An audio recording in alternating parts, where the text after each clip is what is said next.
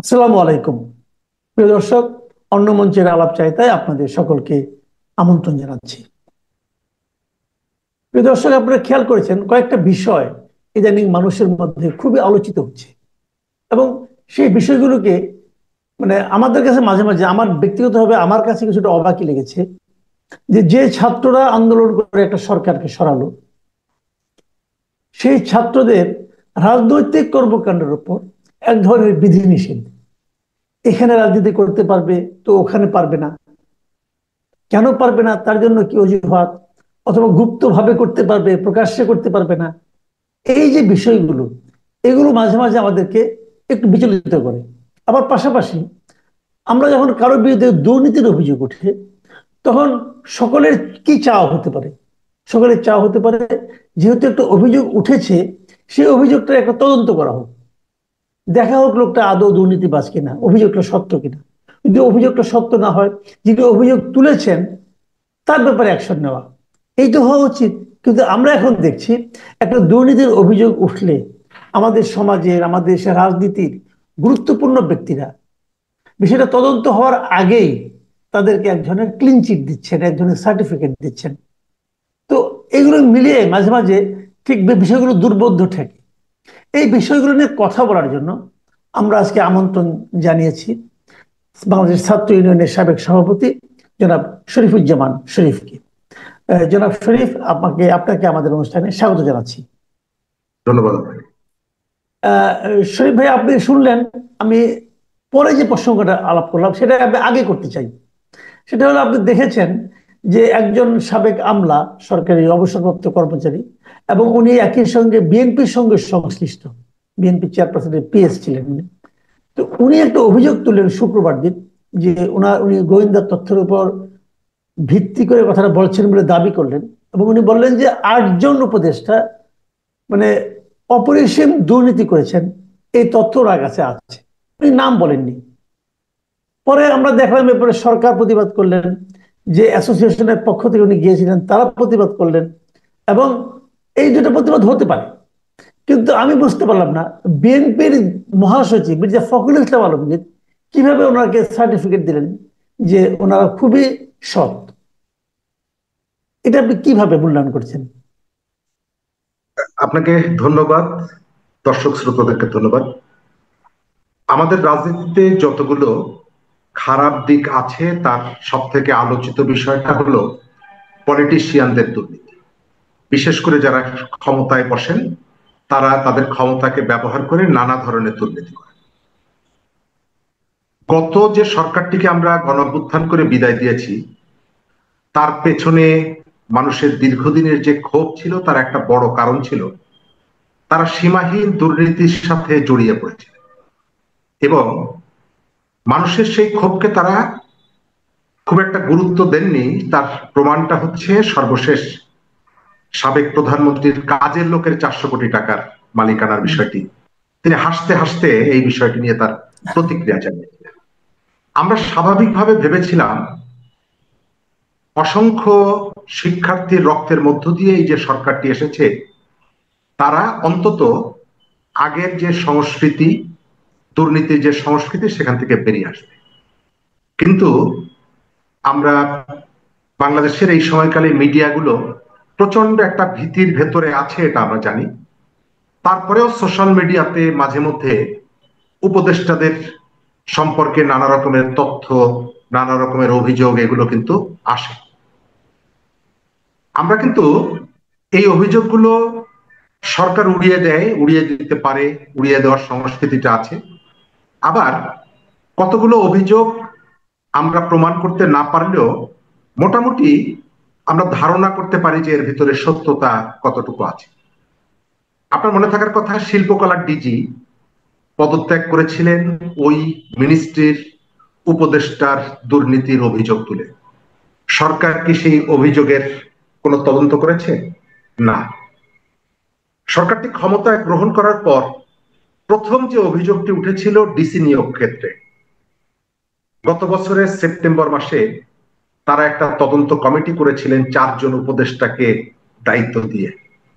সেই 4 সদস্যের উপদেষ্টাদের একজন পদত্যাগ করে তিনি একটা রাজনৈতিক দল গঠন করেছেন, বাকি তিনজন আছেন, কিন্তু সরকার সেই ঘটনা ইয়েস অর নো কোনো তথ্য মানুষের কাছে দেয়নি। এর ভেতর থেকে যেটা পরিষ্কার হয় যে সরকার এই তথ্যগুলোকে গোপন করা অথবা বিষয়টিকে আমলে না নেওয়ার একটা কালচার তাদের মধ্যে আছে।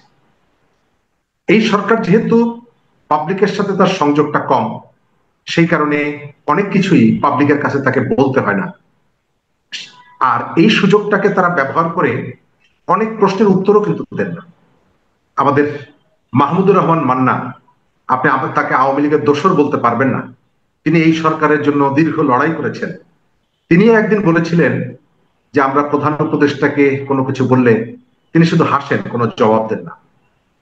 গতকালকে একজন সাবেক সচিব এবং বিএনপির চেয়ারপারসনের একজন উপদেষ্টা তিনি অভিযোগটি করেছেন। আমি এই অভিযোগের সত্যতা আছে বলে বিশ্বাস করি। তিনি এই প্রথম অভিযোগটি করেননি। বিএনপির সিনিয়র নেতা মির্জা আব্বাস, বিএনপির নগরের একজন প্রভাবশালী নেতা ইঞ্জিনিয়ার ইশরাক হোসেন, এই দুইজন নেতা কিন্তু বিভিন্ন সময় একাধিক উপদেষ্টার দুর্নীতির কথা মানুষের সামনে বলছেন। তাহলে বিএনপির মহাসচিব হঠাৎ করে কেন এই জায়গাটায় এগিয়ে এলেন এই সরকারকে উদ্ধার করার জন্য? আমি বলবো উদ্ধার করার জন্য। গত ৩-৪ বছর ধরে বিএনপি যে সুশাসনের রাজনীতির যে বার্তাটি দিতে চাইছে, আমি মনে করি যে গতকালকের বিএনপির এই যে অবস্থানটা এবং অনেকটা যেচে পড়ে এই ভূমিকাটি রাখা বিএনপির সেই অবস্থানকে প্রশ্নবিদ্ধ করেছে। বিএনপির কাছে সরকার সম্ভবত সাপোর্ট চায়নি দুর্নীতির ইস্যুতে, কিন্তু বিএনপি আগ বাড়িয়ে এই যে সিদ্ধান্তটি গ্রহণ করলো তার প্রতি মানুষের যে ভরসার জায়গাটি তৈরি করার তারা চেষ্টা করছিল। আমাদের মিডিয়া নানা কারণে তাদের দুটো টার্গেট ঠিক করেছে। এক হচ্ছে যত পারো আওয়ামী লীগের বিরুদ্ধে, আওয়ামী লীগ সম্পর্কে নিউজ করো, তাদের নেগেটিভ দিকগুলো, আর বিএনপিকে একটা পজিটিভ জায়গায় দেওয়ার চেষ্টা করো। এই প্রবণতাটা তাদের মধ্যে আছে এবং এর পেছনে কেউকে খুশি করা বা কাউকে কারো ভয়ে এই কাজটি তারা করছে। বিএনপির কাছে কিন্তু সরকার বলেনি যে আমাদেরকে সাপোর্ট করো, তারপরেও বিএনপি সাপোর্ট করেছে। সেকেন্ড হচ্ছে বিএনপির সিনিয়র কয়েকজন নেতা গত কয়েক মাস ধরে এই সরকারের কয়েকজন উপদেষ্টার বিরুদ্ধে দুর্নীতির যে অভিযোগ তুলছিলেন সেটিকে বিএনপি নাকচ করে দিল। তাহলে প্রশ্ন জাগে যে বিএনপি যেহেতু এই সরকারকে দুর্নীতির যে অভিযোগ সেটিকে নাকচ করে দিল, তাহলে তাদের যে নেতারা অভিযোগটি তুলছেন বিএনপি কি তাদের বিরুদ্ধে কোনো ব্যবস্থা নেবে? অহেতুক গণঅভ্যুত্থানের ভেতর থেকে একটি সরকার, তার বিরুদ্ধে বিএনপি অভিযোগ করছে এবং বিএনপির একাধিক নেতা, আর গতকালকে বিএনপি বলল যে না এটি সত্য না, তাহলে বিএনপির দায়িত্ব হচ্ছে তাদের বিরুদ্ধে ব্যবস্থা নেওয়া।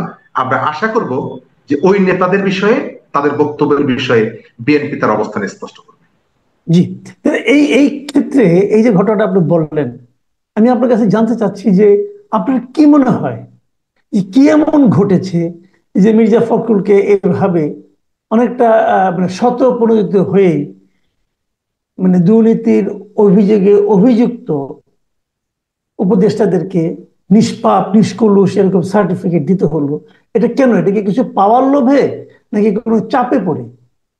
প্রথমত আমি যেটা দেখতে পাচ্ছি একজন রাজনৈতিক সচেতন কর্মী হিসাবে আমার অবজারভেশন হচ্ছে বিএনপির ডোমেস্টিক লিডার যারা আছেন এবং ইন্টারন্যাশনাল পর্যায়ে যারা অবস্থান করছেন তাদের চিন্তার মধ্যে, বাস্তবতার মধ্যে সম্ভবত ভাবনার একটা পার্থক্য আছে।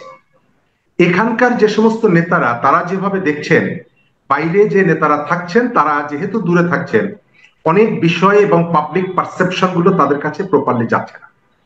সেকেন্ড জায়গাটা হচ্ছে বিএনপি সম্ভবত ধারণা করেছে যে এই সরকারের কাছ থেকেই নির্বাচনটা নিতে হবে। তারা যে কোনো মূল্যে হচ্ছে একটা নির্বাচন নিতে চাইছেন এবং সরকারকে মাথায় হাত বুলিয়ে নির্বাচনটা তারা নিতে চান এবং তাদের ধারণা যে নির্বাচন হলে তারা যেহেতু ক্ষমতায় যাবেন, সুতরাং ক্ষমতার প্রশ্নে তারা কোনো রকমের কোনো ঝুঁকি নিতে চান না।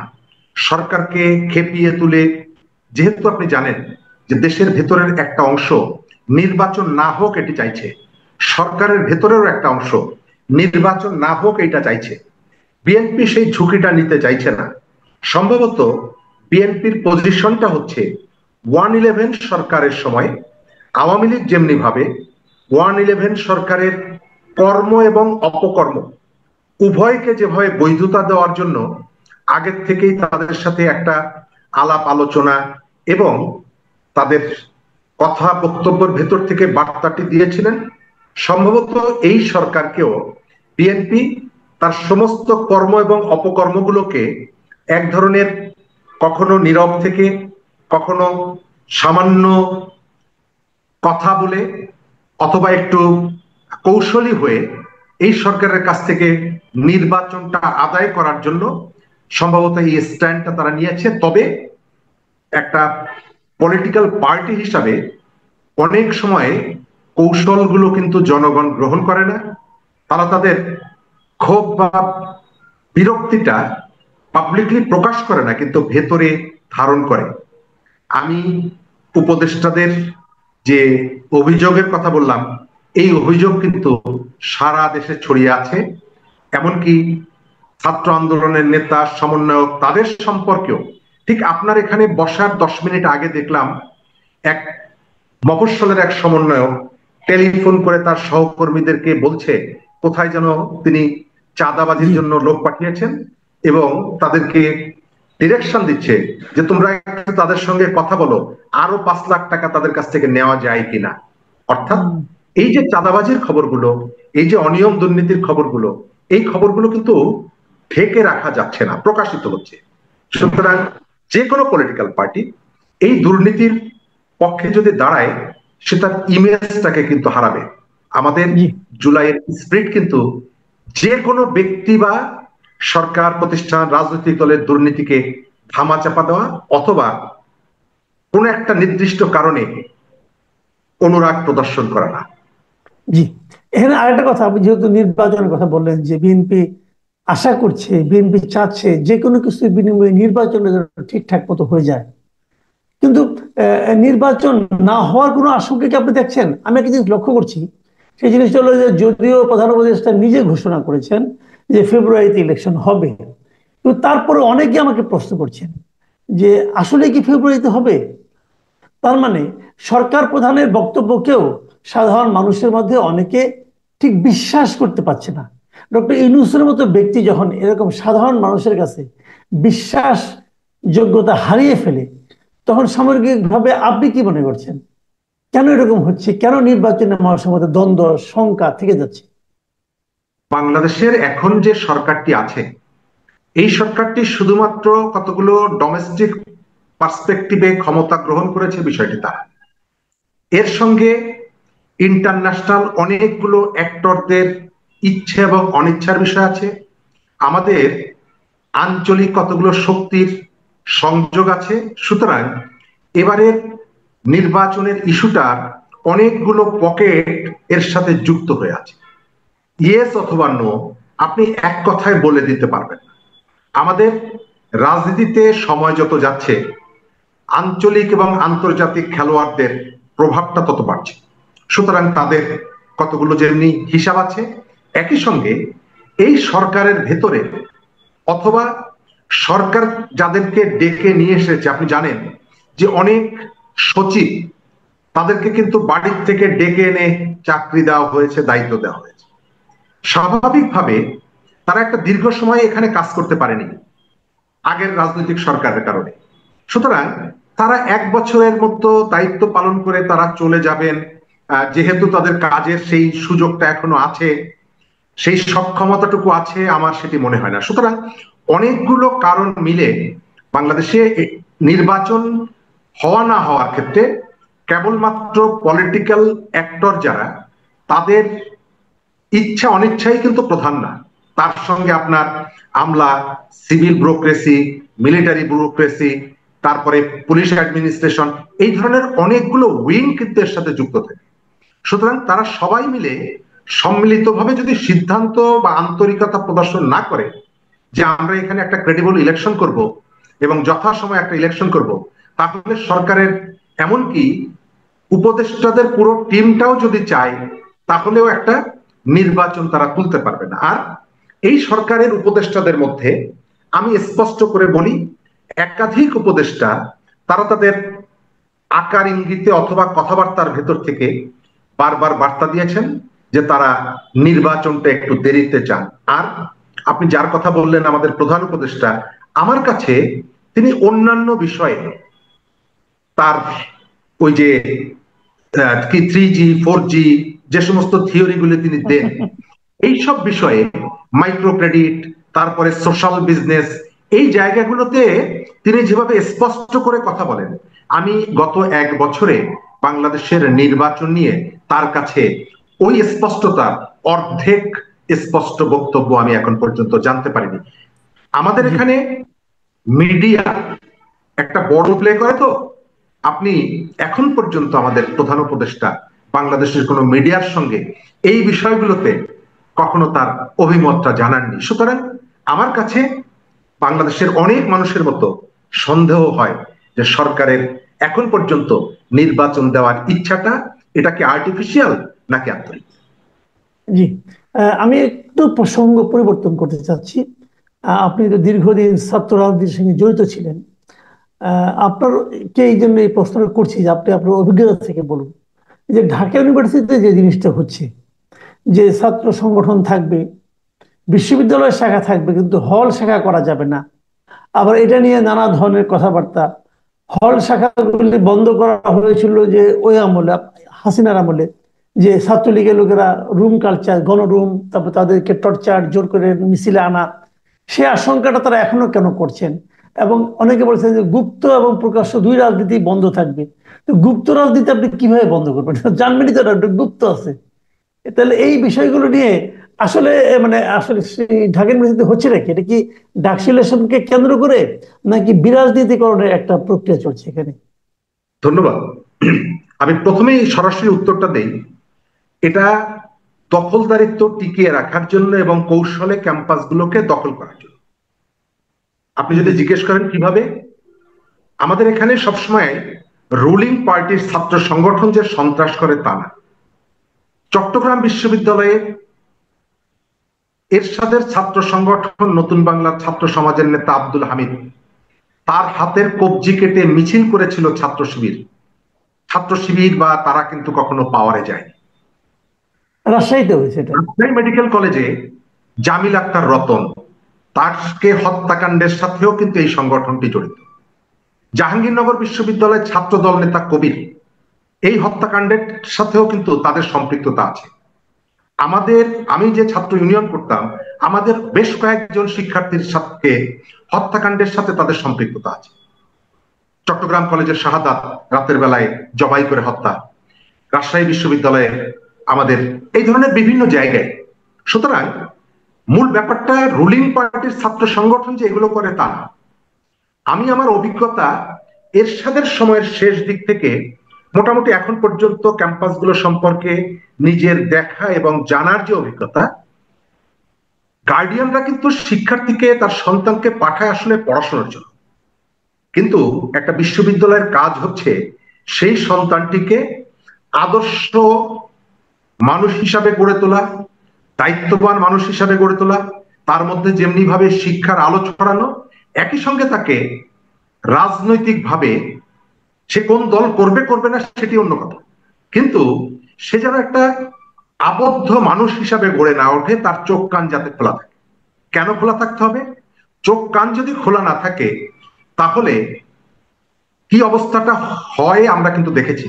শেখ হাসিনা যখন বলল যে রাজাকারের সন্তানরা কোটা চাইছে, এই সাধারণ শিক্ষার্থীরাই কিন্তু পাল্টা স্লোগান তুললো যে তুমি কে, আমি কে, রাজাকার রাজাকার, কে বলেছে স্বৈরাচার স্বৈরাচার। অর্থাৎ পলিটিক্যাল কনসাসনেস ছাড়া এই যে সাধারণ শিক্ষার্থীরা যে পাল্টা জবাবটা দিল, এটা হলো আপনি দলীয় রাজনীতি না করলেও আপনার মধ্যে রাজনৈতিক সচেতনতার কারণে এটা আপনি বলতে পারছেন। শিক্ষা প্রতিষ্ঠানগুলোতে রাজনীতি চাই না এই কথাটা যারা বলছে তারা রাজনীতি করে। আমি আপনাকে তিনটা উদাহরণ দেব। প্রকৌশল বিশ্ববিদ্যালয়ে কিন্তু ছাত্র রাজনীতি নেই, আবার খুলনা বিশ্ববিদ্যালয়ের ছাত্র রাজনীতি নেই। আলোচনায় বারবার আসছে ছাত্র শিবিরের কথা। ছাত্র শিবিরের একজন কেন্দ্রীয় সভাপতি, তিনি বুয়েট থেকে এসেছিলেন, বুয়েটের ছাত্র ছিলেন। শিবিরের বর্তমান যে সেক্রেটারি, তিনি কিন্তু খুলনা বিশ্ববিদ্যালয়ের ছাত্র, যে বিশ্ববিদ্যালয়ে ছাত্র রাজনীতি নেই। আচ্ছা মাসুদ ভাই, আপনি কি বিশ্বাস করেন জাতীয়তাবাদী ছাত্র দল, ছাত্রলীগ, ছাত্র শিবির, ছাত্র ইউনিয়ন একটা ছেলেকে সভাপতি বা সেক্রেটারি বানায় যে কখনো রাজনীতি করেনি, শুধু পড়াশোনা করেছে, তাকে এনে প্রেসিডেন্ট সেক্রেটারি করে? তাহলে আপনি দেখতে পাচ্ছেন গত কয়েকদিন আগে তিতুমির কলেজে যে ছাত্রটি বলল যে আমরা রাজনীতি চাই না, তাকে দেখা গেল শিবিরের কমিটির সেক্রেটারি। অর্থাৎ আপনি আপনার দলীয় রাজনীতিটাকে একটু কৌশলের কারণে আপনার ওয়ার্কিং স্টাইলটা অন্ধকারের মধ্যে গোপনে পরিচালিত করার একটা এক্সপেরিয়েন্স যেহেতু আপনার আছে, সেই কারণে এই দাবিটা তোলা হয়েছে একেবারে পরিকল্পিতভাবে। ছাত্র শিবির হলগুলোতে পানির ফিল্টার দিচ্ছে।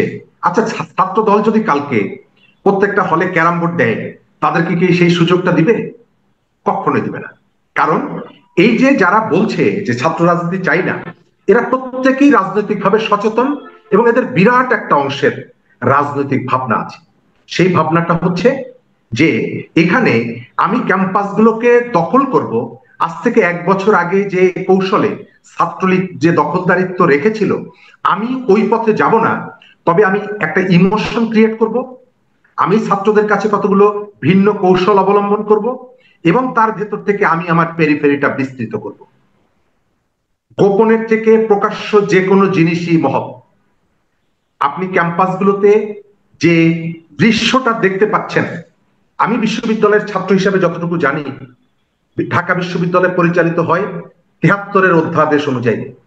বিশ্ববিদ্যালয়ের ভিসি বা প্রক্টর সিন্ডিকেটের অনুমোদন ছাড়া রাতের বেলায় রাস্তায় দাঁড়িয়ে হঠাৎ করে এই ধরনের একটা ঘোষণা দিতে পারেন না। তারপরেও তারা ঘোষণা দিলেন কেন? পুরো ঘটনাটাই আমার কাছে একটা মেকিং গেম মনে হচ্ছে। যে ওই যে শুনেছিলাম যে আমি উঠবো, তুমি আমাকে বসিয়ে দেবে, আমার কাছে মনে হচ্ছে ব্যাপারটা ঠিক সেই রকম।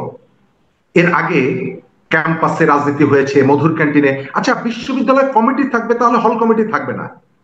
আপনিই তো বলছেন যে লোকাল গভর্নমেন্ট ইলেকশন যদি না হয় তাহলে ন্যাশনাল ইলেকশন হতে পারবে না।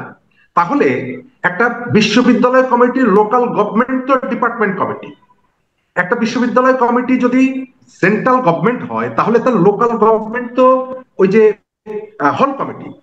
অর্থাৎ আপনি ন্যাশনাল পলিটিক্সের যে রোলটা নিচ্ছেন, এই জায়গাটায় তার উল্টা ভূমিকা রাখছেন। তার কারণ হচ্ছে আপনার সুবিধা যেখানে।